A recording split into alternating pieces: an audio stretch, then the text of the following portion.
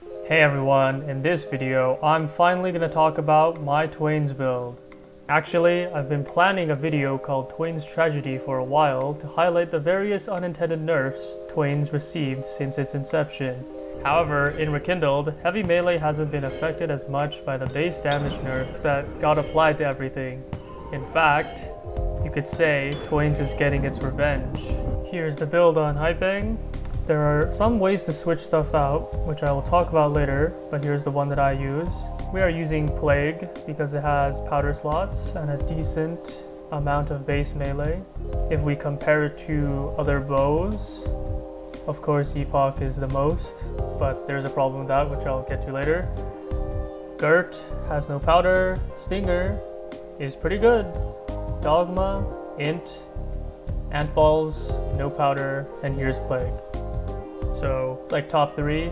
Things have also changed considerably in the tree. You can no longer take 7 focus and hop. Enemies also do more damage now, but we have the arrow shield buff to remedy a bit of that. We also have shocking bomb debuff now for more damage. And also we have snake for even more EHP.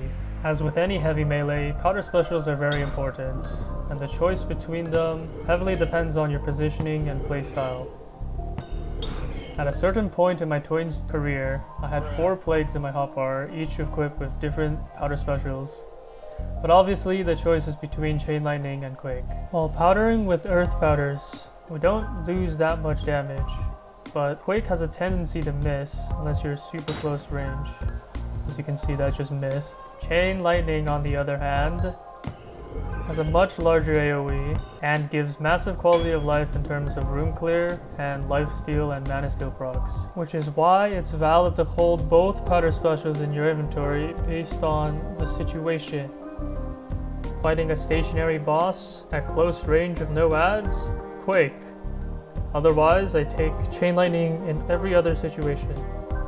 And then at some point I got lazy and just main Chain Lightning for everything.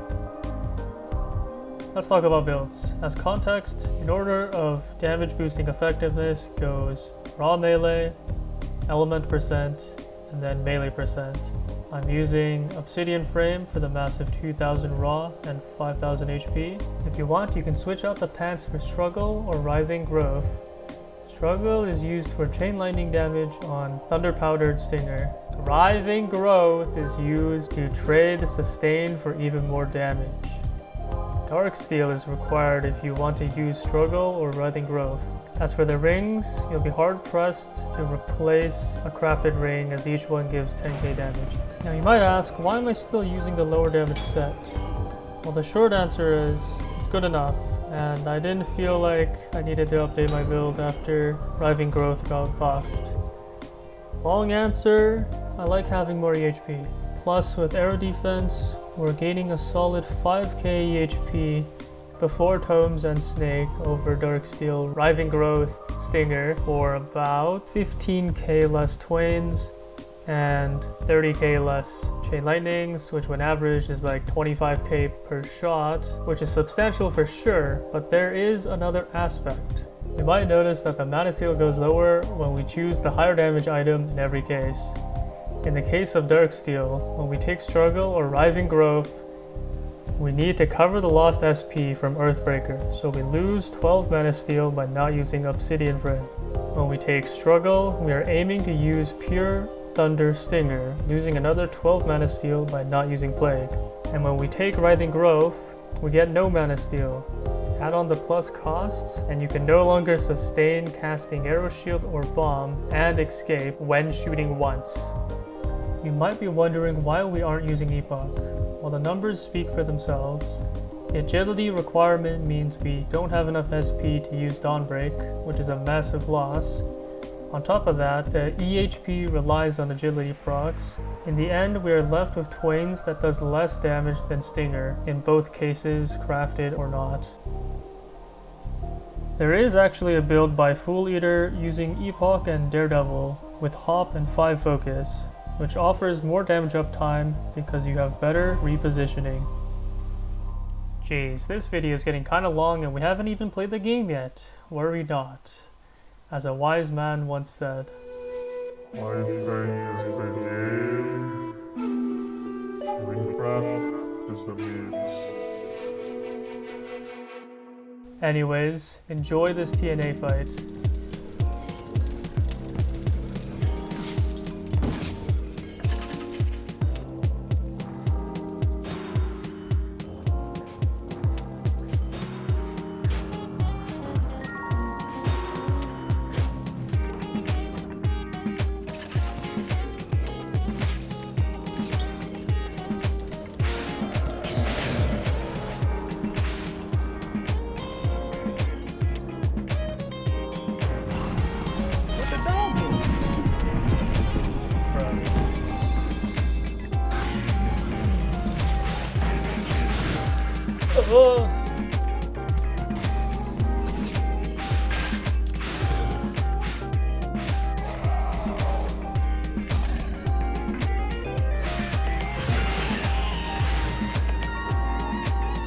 Healing is so OP, man. I can just ignore dodging.